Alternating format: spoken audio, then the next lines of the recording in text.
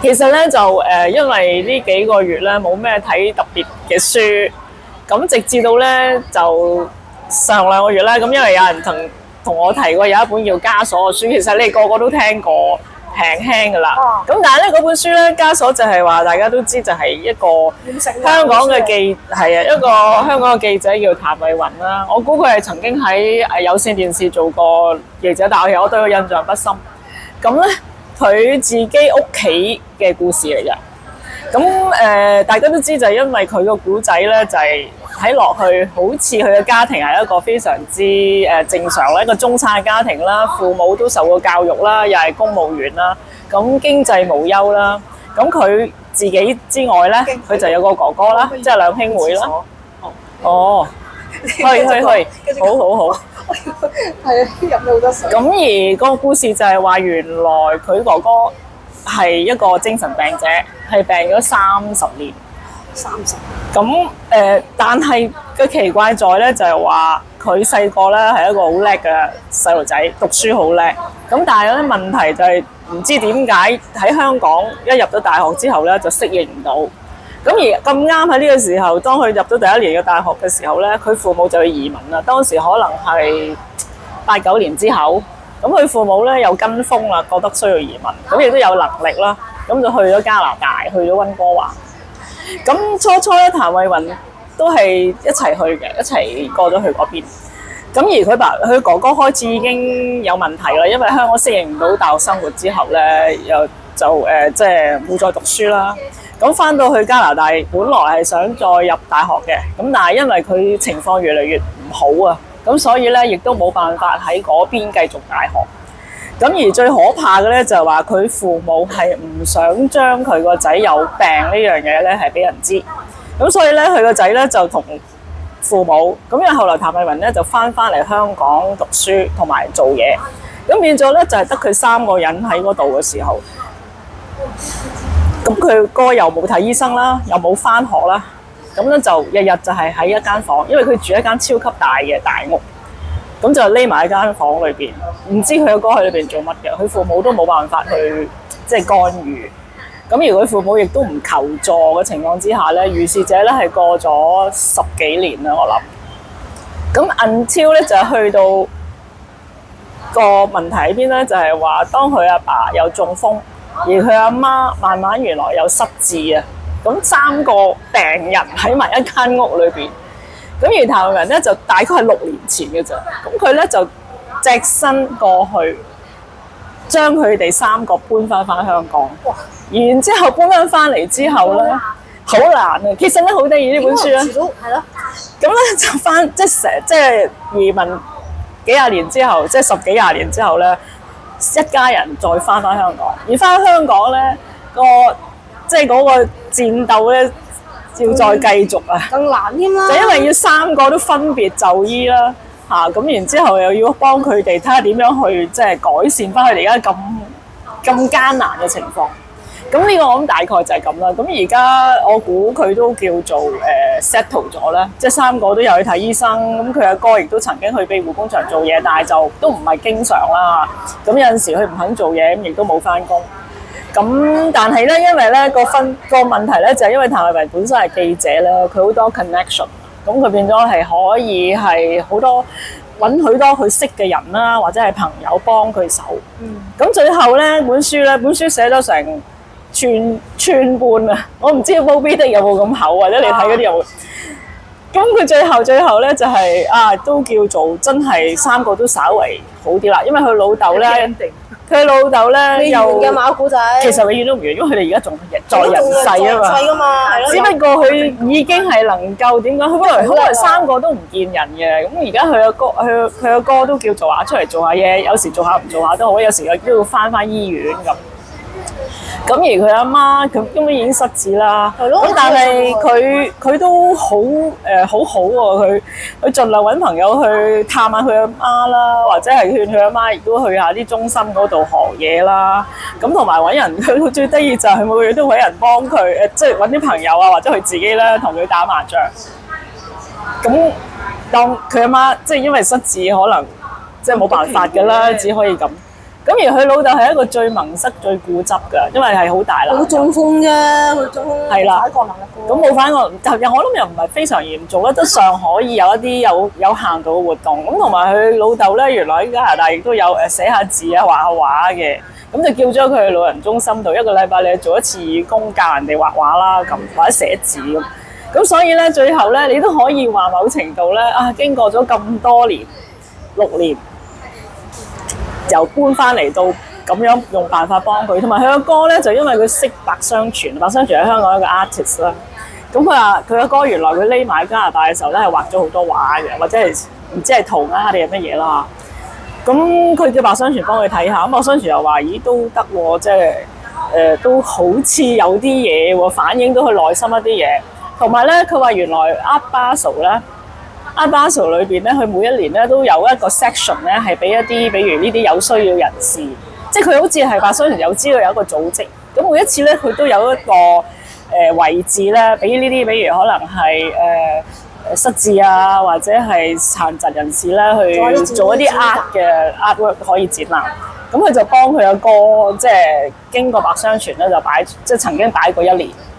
咁起碼俾佢個歌有啲 exposure，亦都係有同啲人傾下偈啊，亦都有人訪問佢喎，咁佢都可以對答嘅。咁可以講咧，最後咧都算係一個，即係本書寫到最後咧都係 positive 嘅，即係話而家佢哋咧起碼比起幾廿年來佢哋嘅人生咧，即係呢段時間咧係比較係開放同埋即係非常本事喎！呢個呢個 Vivian。咁但係個問題咧就我睇完呢本書先知，就係話經過呢段時間咧。其實咧 Vivian Tam 自己咧都有抑鬱症，同埋佢自己亦都不斷睇醫生。另外咧就係話，當佢最辛苦嗰段時間咧，啊原來呢樣嘢唔係好普遍嘅，就係佢突然間失聰啊！有一隻魚仔，唔知點解嘅。咁原來突然間失聰係唔係過程，唔係關於寫書，而係當佢咧好辛苦喺加拿大搬佢哋翻嚟啊，又要揾醫生，又要揾人幫手嘅時候咧，佢自己壓力太大啦。一定係壓力太大。咁佢係一隻耳仔聽唔到嘅。有冇好翻啊？後尾因為嘢佢冇講，冇得好翻。但係失聰係好難好翻。同埋嗰陣時，佢喺港台做主持，我老細講話佢係有病，所以佢歪歪地嘅佢係啊，佢係有少少做咩少？佢我唔知係係咯。中風喎，應該呢啲係唔係喎？呢個係佢唔知算唔算係中風？即係三七神經。總之佢自己都應該係好大鑊㗎，即係個身體亦都好大問題。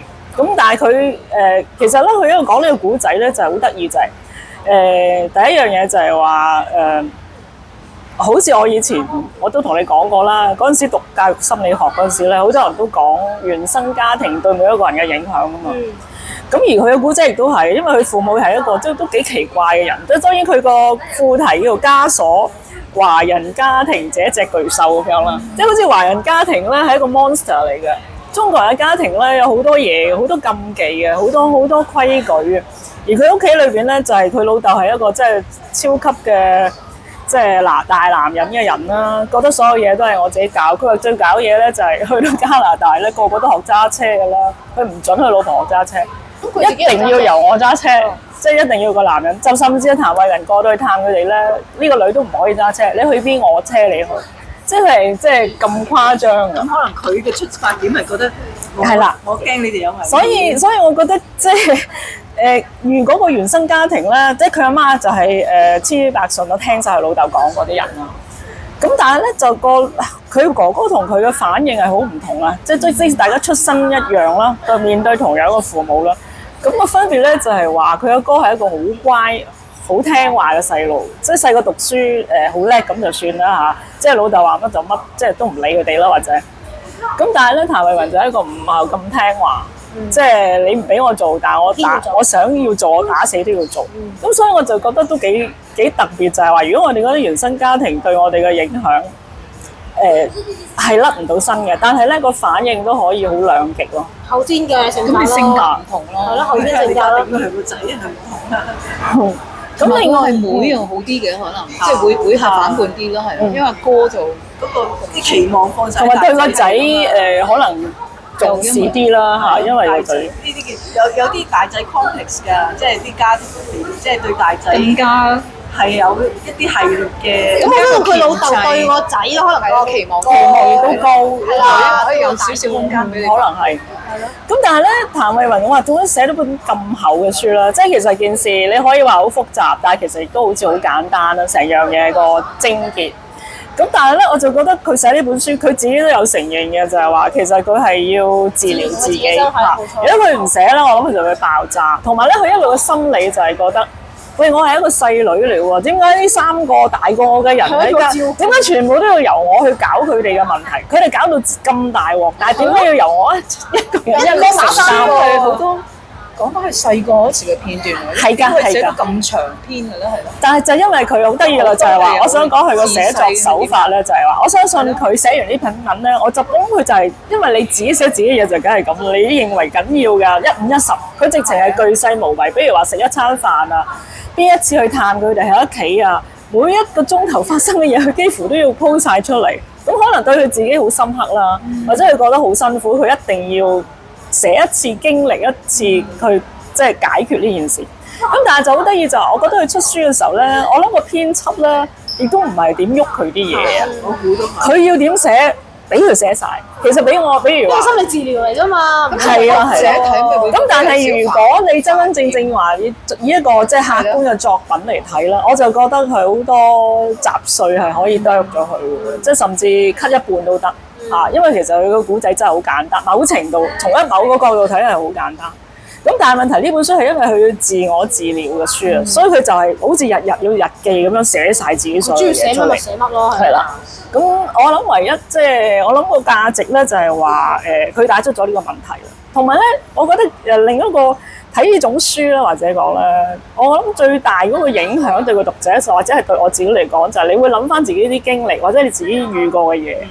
咁其實真係有幾多相關嘅，我自己諗，因為我都曾經同你講過，我有一個過咗身嘅表姐係一個精神病人。另外我諗翻咧，我喺唔同嘅階段咧，其實我應該都有遇過。咁但係好似就呢本書咁樣講啦，如果你遇到即係同你唔相干，你又可以點咧？即係例如佢嘅歌，佢都有好多同學知道佢當時唔妥噶啦，喺大學裏邊。咁但係某程度你知係知，甚至你曾經都同佢幾相熟，但係咧可能你可以幫到嘅亦都好少。因為我記得咧，我第一份工咧，第二份工係喺學校。我做老師嘅時候咧，本來我哋一齊入去咧，有4個、5個同期入去新嘅老師啦，同一年。咁但係有一個女老師咧，唔知點樣過咗大半個學期之後咧，即係我哋本來咧都晏晝成日去食飯啦，都有一齊。但係有一段時間，佢突然間咧就變咗好離群，同埋咧係一個人成日都唱歌喺教員室裏邊，自己同自己唱歌。但係佢照去上堂，我唔知校長有冇去 handle 問下佢咩事。咁但係以後冇聯絡啦，不了了之啦。我即係因為你走咗啊，你我做1年已經走咗，我唔知佢後來有冇做。